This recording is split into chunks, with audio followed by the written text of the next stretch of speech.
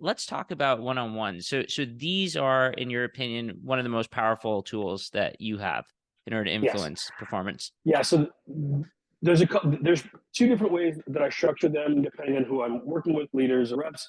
But the more structured one, it would be the EOS L10 version, which we can talk about. But typically what I do is 10, 10, 10. 10 for you, 10 for me, 10 for future. Or what really ends up being in reality, 10 personal, 10 professional, and future. Either one of those will work. These to me are the most important meetings so long as you follow a couple of certain rules. And these will be equally as detrimental as they can be good if you get any of these things wrong. Number one, you can move them, but you cannot lose them. If you delete a 101, even though maybe you don't want to go, maybe they don't want to go. Deleting it says, I don't care. We've all been at a recital, at a baseball game or whatever, and our parents didn't show up. And they didn't want to be there, and we didn't care that they were there. But the fact they didn't show up meant you don't care. Not anything about the event. You don't care about me. I was here. So you cannot forget them. You can move them, but you can't lose them. The second thing is you need to really double down on with them that it's a safe space. No matter what, on your forehead it says, I can fire you. No matter what. So even if you're like, everybody loves, they don't think, oh, they absolutely do think they use a boss. They talk differently to you than they do to their brother, sister, mother. So what I do in those meetings is first, I like to have the same phrase every single time to let them know the meeting has begun. Because they're walking in your door, the Zoom is happening, or whatever. So every company I do a little bit different, but it's something as simple as, how are things? And I usually add a sigh like that, something to be like, we're in it. And it's the same way every time for how many years that we do it. So we're in the safe space. Another thing that I do is in these meetings, the first one I have, I go overboard explaining how much I care about them, why I care about them, and at a deep level, and what we're going to do in these meetings. So typically, someone will be like, hey, we're going to do one-on-ones. It's time for us to check in, bring any questions you have. Let's just make sure we stay on track. Cool. I'm like, listen, these one-on-ones mean the world to me because you are one of the central pieces of the team. And my goal is to make you really, really effective. Something I care about, that's like level one. Level two, I might say, like, something I really care about is making sure that you're really proud of yourself. What I'm going to get as a manager is no longer do I get satisfaction from a deal closed. I get satisfaction from you coming to my office and saying, I'm better. So like you doing good is to me the equivalent of when you close a deal to you, how good that feels. So I'm so invested in it. And finally, I want you to know, Rhea might say here, when I grew up, I didn't feel proud of myself. My dad missed baseball games. And I never thought I was that important. My friends were all better than me in my head.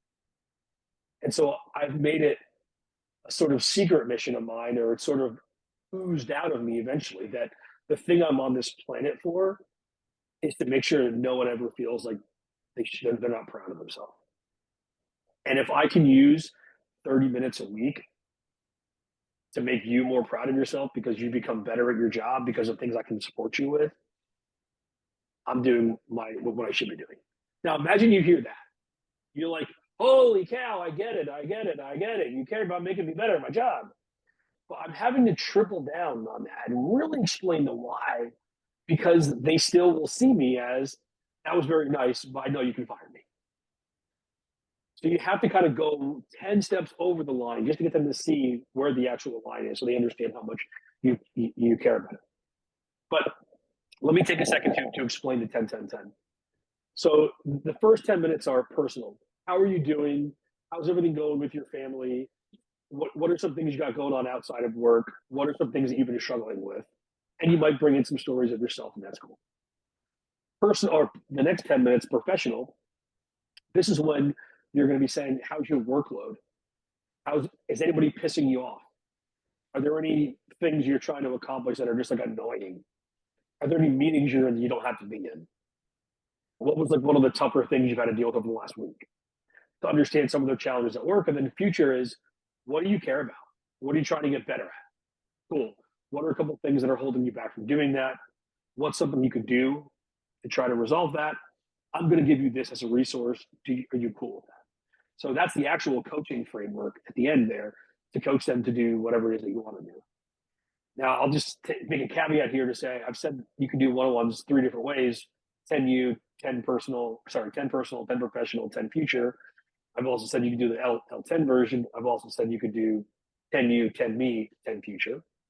So I also usually spend time talking about myself. Hey, here's what's going on in my life and things that are frustrating me. And I use that time when I'm talking about myself exclusively, mostly to talk about things that I know are going to be sharing vulnerabilities, things I shouldn't share, which make you feel if it's okay sharing more with me. And that's how humans connect with other humans. We share vulnerabilities. We become trauma bonded over, our own pasts, and then we figure things out together. So that's what that looks like. And if you don't have those meetings, people just see you as a boss. They just see everything as a number, and you're not providing enough deposits for you to be able to demand withdrawals in the future, which you inevitably will. Lots of good stuff there. One of the things that you said, and it was interesting, I hadn't really heard the analogy or the metaphor of the baseball game or the recital and parents showing up to that.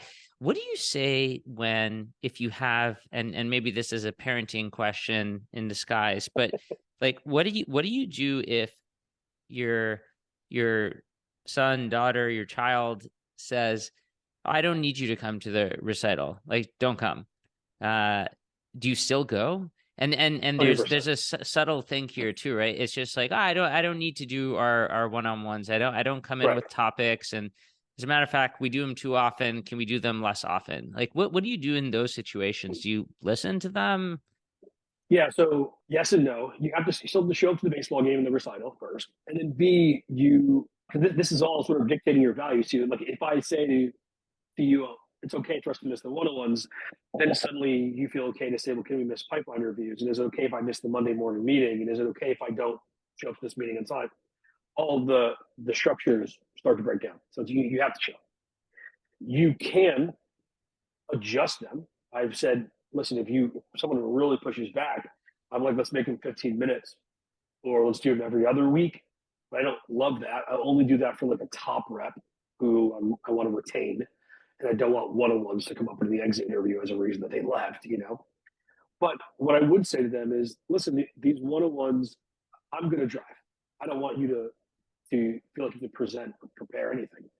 I want to come here to understand what you're doing, what challenges you have. I never want you'll never be in a situation where you have to come up with anything to say. I will have all the questions. I want these one-on-ones to not only be for you, but they're also so you can hold me accountable. So not only will I tell you what you need to do and see where you are, but you can ask me where I am, and I'll show you where I am and what I'm doing. And that's something I've done a lot, sort of like 6 to 12 months into a new gig. People start being like, wait, what are you even doing as a boss? And so when you're proactive to go like, here's what I'm working on, here's how it's going, here's the next steps I have, my priorities, they then get interested because they're like, ooh, we're getting kind of a look behind the veil. I'm not like allowed to ask what my boss is doing, and they're just showing it to me. And then 2, they gain a respect for you because they realize you're doing a lot for the team, and that will allow them to, or that'll make them want to open up more. So no, show up. Worst case scenario, 15 or every other week, but it's got to be a top round.